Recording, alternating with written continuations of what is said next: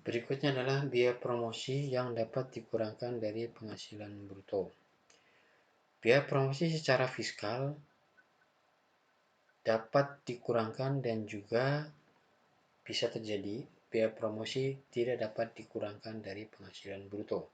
Namun secara akuntansi sudah jelas biaya promosi adalah merupakan biaya yang dapat dikurangkan dari penghasilan bruto atau omset atau pendapatan.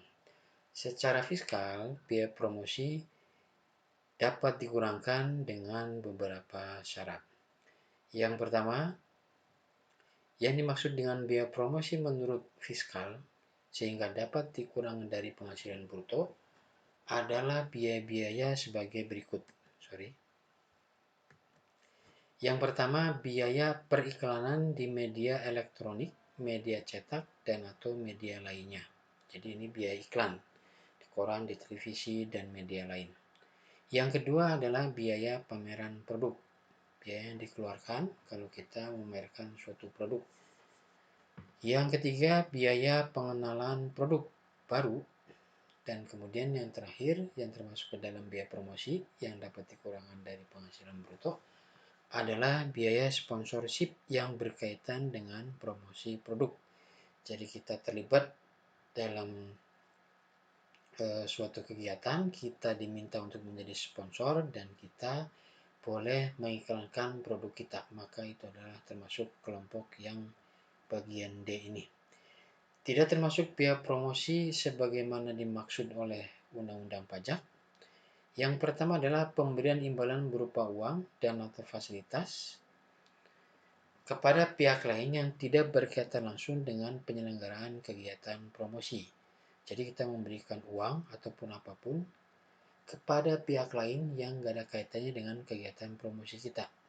Biaya tersebut yang termasuk poin A ini itu bukan bagian dari biaya promosi yang dapat dikurangkan dari penghasilan bruto.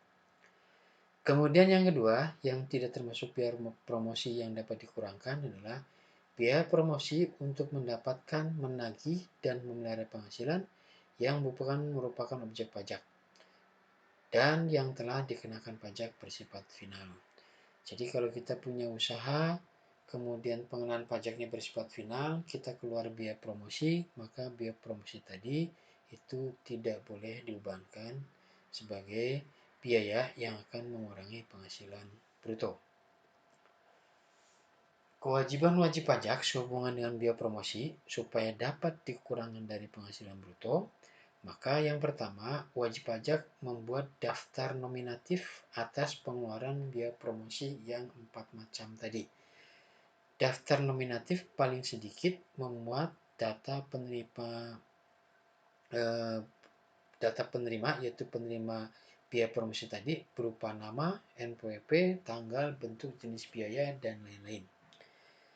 Daftar dimaksud ada formatnya, ada di Peraturan Menteri Keuangan Nomor 2 Tahun 2010. Daftar nominatif tadi yang berisi rincian biaya promosi tadi harus dilaporkan sebagai lampiran saat wajib pajak menyampaikan SPT tahunan PPh Badan.